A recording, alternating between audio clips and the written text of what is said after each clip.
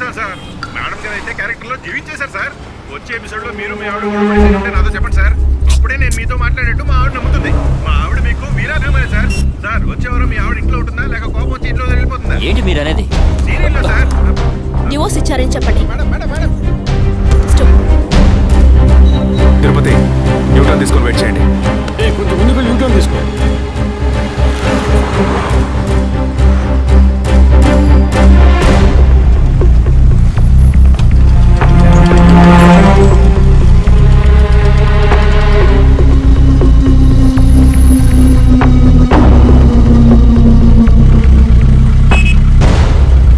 Signal పడింది, ఇంకా ఎవరూ రాలేదేంటి?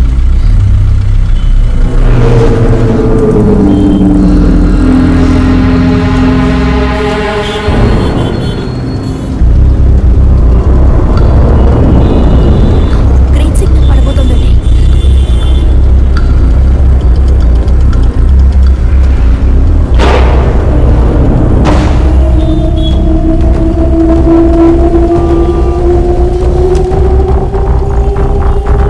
అందరూ అలర్ట్గా ఉండండి.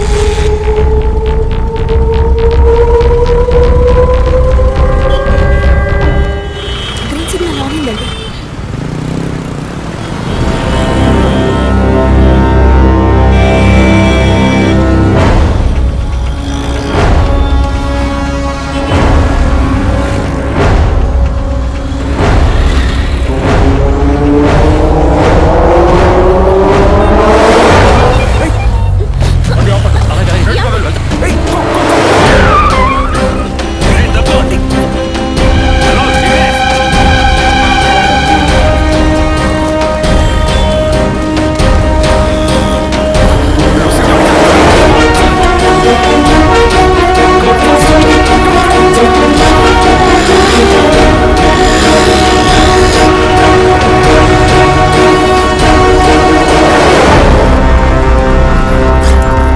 తిరుపతి అంబులెన్స్ బ్యాలెన్స్గా రమ్మని చెప్పండి.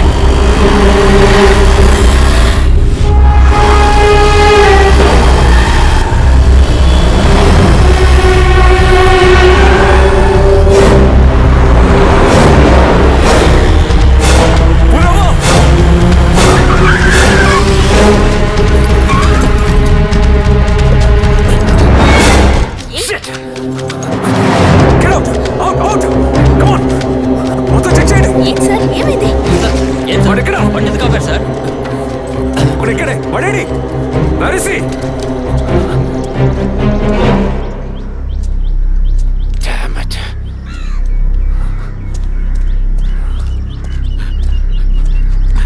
అటెంప్ట్ ఫెయిల్ అయింది సార్. లేదు.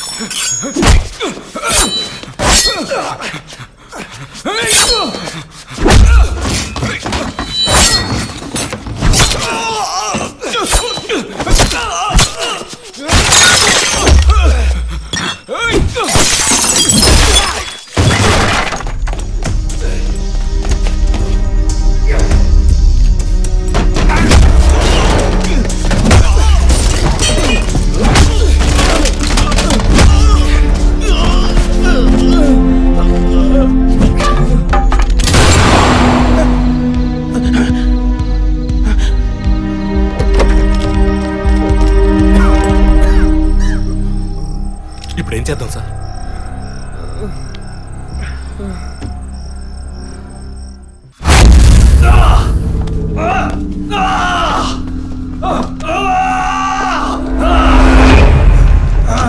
Stop it! Stop it! Stop it!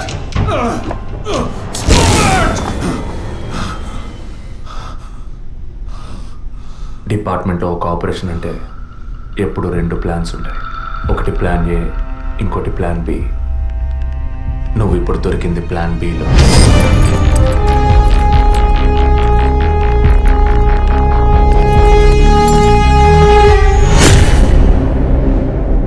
చెప్పు, ఎందుకు బ్లాక్మెయిల్ చేశారు? పద్మ, జెసికా, ఫాదర్, మా వదిన అభినయ, ఇంకా కళ్ళకు తెలియని ఎంతో మంది. అంతా నీకు తెలుసు. చెప్పరా.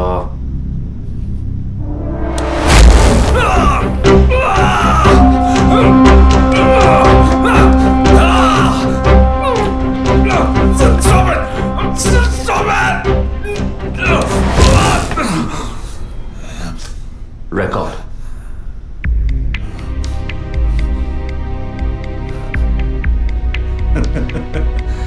నేను భయపడను. ఏ రోజు మా తప్పు బయటపడుతుందో ఆ రోజు మిగతా వాళ్ళ తప్పు తెలియక తప్పదుగా. అందుకే అడుగుతున్నాను, హాస్పిటల్లో ఏం జరుగుతోంది? డాక్టర్స్ చేస్తున్న పని ఏంటి? డాక్టర్స్ మాత్రమేనా? Jessica sky TV CEO wife. తను గొప్ప క్రికెట్ ఫ్యాన్ మాత్రమే కాదు, ఆల్రౌండర్ వినోద్ మెహ్రా అంటే ప్రాణం ఇచ్చేంత ఫ్యాన్. ఆటోగ్రాఫ్ తీసుకుంటారు, ఫోటో తీసుకుంటారు. కానీ తనేం చేసిందో చెప్పనా? తనకు పుట్టబోయే బిడ్డ తను అభిమానించే క్రికెట్ ప్లేయర్లా ఉండాలన్న ఆశతో ఆ క్రికెట్ ప్లేయర్ వీర్య కణాలని బౌలునని లక్షలిచ్చి వరం హాస్పిటల్ నెట్వర్క్ స్పర్మ్ బ్యాంక్ నుంచి కొన్నది. అది కూడా ఆమె భర్తకి తెలియకుండా. మినిస్టర్ విద్యాధర్ రావు తన ఒక్కగానొక్క కొడుక్కి తండ్రి అయ్యే అవకాశం లేదని, తన కొడుక్కి వారసుడు కావాలి, తన రాజకీయాలకి వారసుడు కావాలన్న స్వార్థంతో, కోడలంటే కూతురు లాంటిదన్న జ్ఞానం కూడా లేకుండా తన వీర్య కణాలనే. తప్పు ఎవరిది? అధికారం అడ్డు పెట్టుకుని అరాచకం చేసే వాళ్ళని అడగద్దంటావా? అడుగుతాం. డబ్బు ఇవ్వమని అడుగుతాం. నిజం విన్న ఫాదర్ని, నిజం చెప్పిన జెసికాని అంతం చేశాం. మంత్రి మా మాట వినకపోయేసరికి ఆయన కోడలు పద్మావతి దగ్గర గుర్తు విప్పాం. తనేం చేసింది? సూసైడ్ చేసుకుంది. డాక్టర్, జెసికా, మినిస్టర్, ఇప్పుడు వాళ్ళు తప్పు చేశారని అనుకుందాం. మా వదినే తప్పు చేసిందిరా. చెప్పక తప్పదా?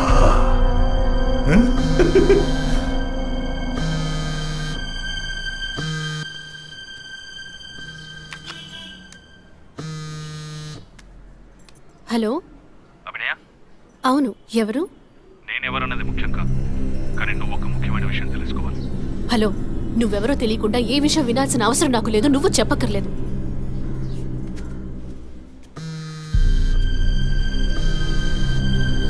నీకేం కావాలి అసలు? కోపం తెచ్చుకున్నందువల్ల ఏ ఫలితం లేదు. ఇంకో 3 నెలలు సీమంతం, 6 నెలలు ప్రసవం అనే స్థితిలో ఉన్న నువ్వు ఇలా కోప్పడతా ఎలా? ఈ మాత్రానికేనా? నీకు తెలియని నిజం చెప్తున్నాను, విను. నీ కడుపులో పెరిగే బిడ్డకి తల్లివి నువ్వే, కానీ ఖచ్చితంగా నీ భర్త మాత్రం తండ్రి కాదు. డాక్టర్ తులసి, వరం హాస్పిటల్, కృత్రిమ గర్భధారణ. ఈ విషయం నీకు నీ భర్తకి మాత్రమే తెలుసు అనుకుంటున్నావు కదా?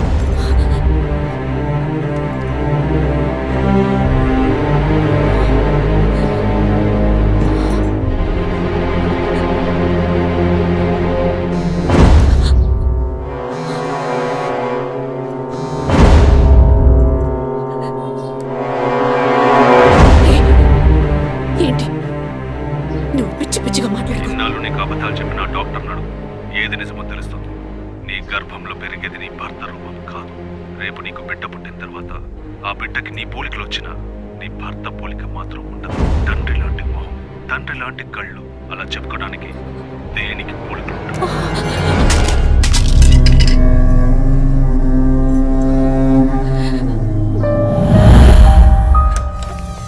డాక్టర్, ఏమిటి చెప్పమ్మా? నా కడుపులో పెరిగేది మా బిడ్డే కదూ. ఎందుకు డౌట్? నీ బిడ్డే. అది కాదు డాక్టర్, నాకు నా హస్బెండ్కి పుట్టబోయే బిడ్డే కదూ. అడుగుతున్నానుగా, చెప్పండి డాక్టర్ ప్లీజ్. నాకు నా హస్బెండ్కి పుట్టబోయే బిడ్డే కదూ. కాదు, నీ కడుపులో ఉన్నది నీ హస్బెండ్ వీర్య కణాలతో కలిగింది కాదు. స్పామ్ బంక్ నుంచి తెప్పించిన వేరే వ్యక్తి వీర్య కణాలు. ఎందుకంటే నీ హస్బెండ్ వీర్య కణాల మూలంగా ఏ విధంగానూ సంతానం కలిగించే అవకాశం లేదు. అయితే ఎందుకు డాక్టర్ మీరు ఇంత పచ్చి అబద్ధం ఆడారు? ఏం చేయను? ఇంకొకరి వీర్య కణాలు తెప్పించి పెట్టాను, ట్రీట్మెంట్ తీసుకుంటే నువ్వు ఒప్పుకుంటావా? ఒకవేళ నువ్వు నీ ఫ్యామిలీ ఒప్పుకున్నా నీ హస్బెండ్ ఒప్పుకుంటారా? అప్పుడు మీరు ఎందుకు చేశారు డాక్టర్?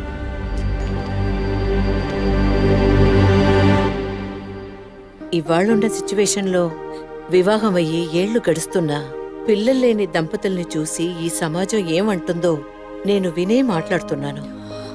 అది నువ్వు అనుభవించకూడదనే ఓ అమ్మలా నేను బాధపడ్డాను. ఇప్పుడు చెప్పు, నేను చేసింది తప్పా? ఇప్పుడు తప్పని నువ్వు భావిస్తే ఏ యాక్షన్ తీసుకున్నా నేనేమనుకోను. నా మాట విను. నీకోసమే కాదు, సొసైటీలోని భర్త గౌరవం కోసమైనా నువ్వు భరించక తప్పదు.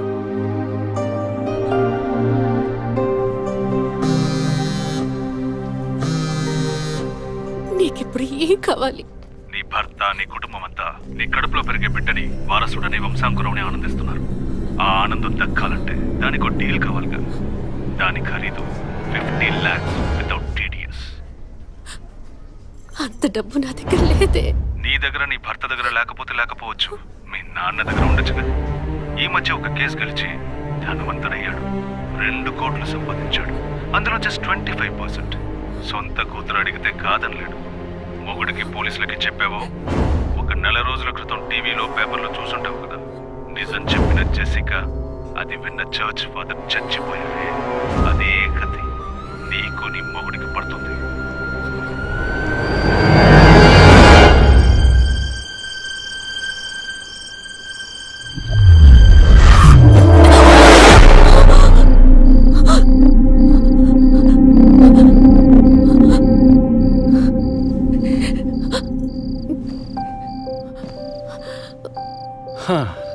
ఈ మధ్య ఆఫీస్లో నేను సరిగ్గా పనిచేయలేకపోతున్నాను. అబ్బాయి పుడితే ఏం పేరు, అమ్మాయి పుడితే ఏం పేరని ఆలోచించడానికే టైం చాలటం లేదనుకో. మీరేం కోరుకుంటున్నారు? అబ్బాయా, అమ్మాయా? ఇన్ని రోజుల తర్వాత మనకంటూ ఒక బిడ్డ పుట్టడమే సంతోషకరమైన విషయం. సరే, పుట్టబోయేది అబ్బాయా, అమ్మాయా, ఏం పేరు అవన్నీ వదిలే. బిడ్డకి ఇన్షియల్ ఏమిటో చెప్పు చూద్దాం.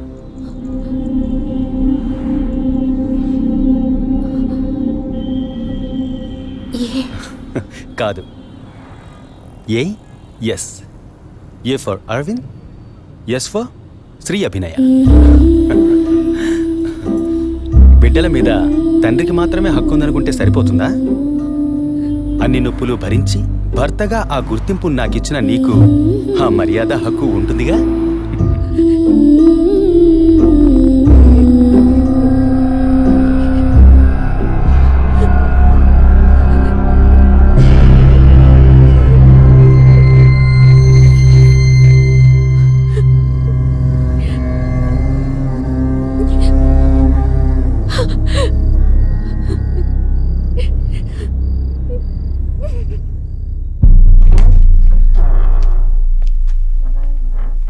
ఏంటవి సడన్ గా వచ్చావు?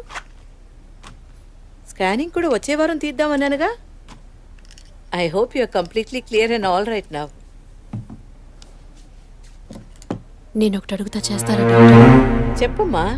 అందుకేగా నేను ఇక్కడ ఉంది. నాకు అబార్షన్ చేయండి డాక్టర్.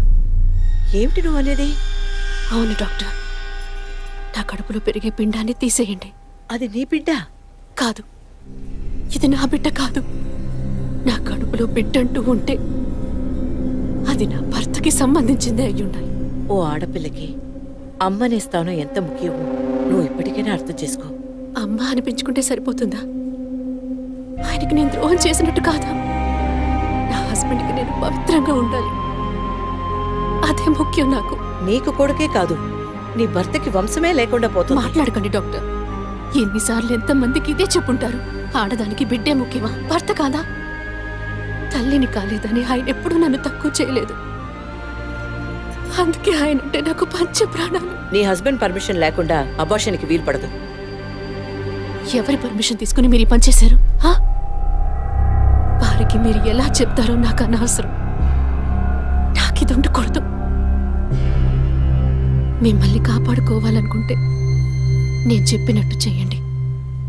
ఇన్నేళ్ళు అమ్మని కాలేకపోయినా సహించాను, కానీ ఈ నీచాన్ని సహించలేను. తొలి రాగం చెరిపేను ఎదగెదూరం, కను పాప దాటి వచ్చే కలదారం,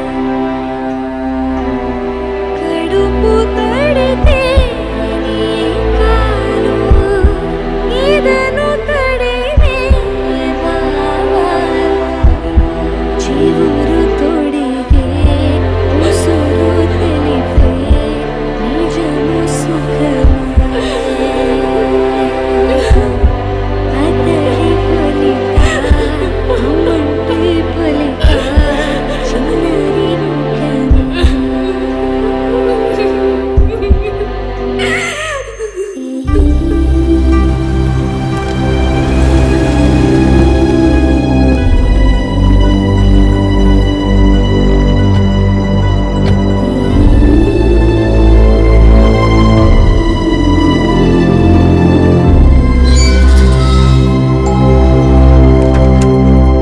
ఎవరు కావాలి? అరవింద్ ఉన్నాడా? ఆయన ఇప్పుడే ఫ్యాక్టరీకి వెళ్ళారు. మీరు? నా పేరు గుణ, నేను వాడి కాలేజ్ క్లాస్మేట్. ఇవాళ ఇంటికి రమ్మన్నాడే. నాతో ఏం చెప్పలేదు. కొంచెం ఉండండి. అలాగే.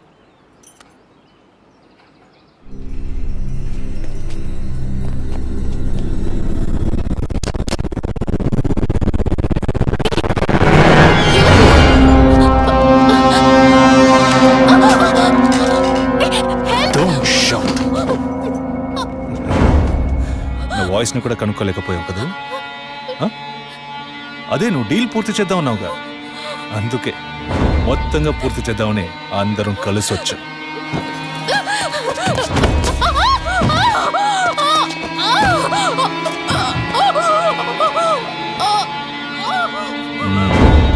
ఎప్పుడు ఏ క్షణంలో నువ్వు బిడ్డని వద్దనుకున్నావో అప్పుడే అర్థమైంది నిన్ను నమ్మకూడదని.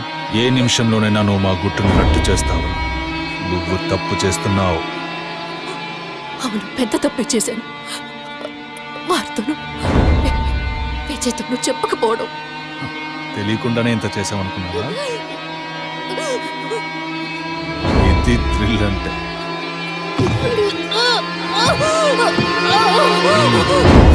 నీ మీద జాలితో ఒకే ఒక ఛాన్స్ ఇస్తాను.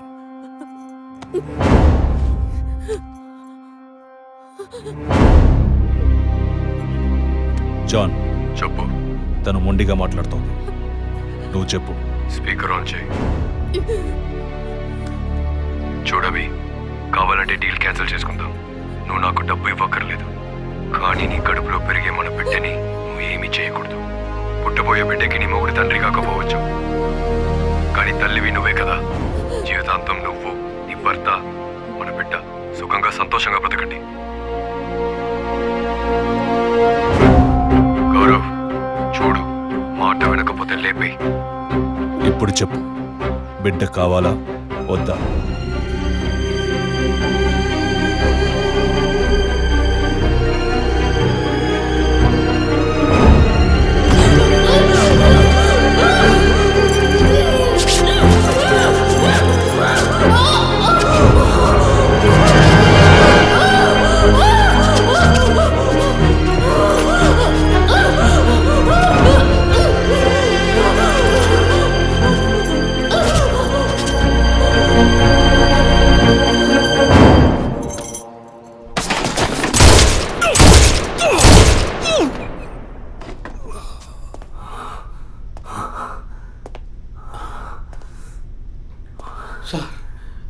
ఏంటి సార్ షూట్ చేశారు? అన్ని విషయాలు తెలిసిన వీడికి ఒక్కడికే సార్ ఉన్న ఒక్క ఎవిడెన్స్ షూట్ చేశారు. ఏంటి పెద్ద ఎవిడెన్స్? ఇలాగే ఎవిడెన్స్ అంటూ అన్ని వదిలేస్తున్నావు. వీడి వల్ల ఊరికేదేమీ లేదు, చస్తే చావని.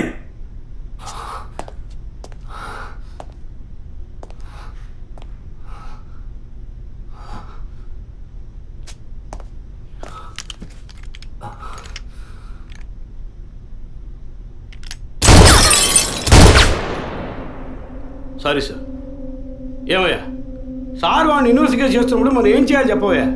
తుపాకీని భద్రంగా చూసుకోవాలి. మనం అజాగ్రత్తగా ఉన్నాం, వాడు దాంతో మనం షూట్ చేయబోయాడు. ఇంకా నయం సార్ వాడిని షూట్ చేసి మనల్ని కాపాడారు. Thank you sir. సార్ ఫుల్గా రికార్డ్ అయింది సార్. ఫుల్గా రికార్డ్ అయిందా? అవును సార్. ఫుల్ చెప్తున్నాడు చూడు. డిపార్ట్మెంట్ వేస్తే ఊపుకుంటూ తెచ్చాడేనా?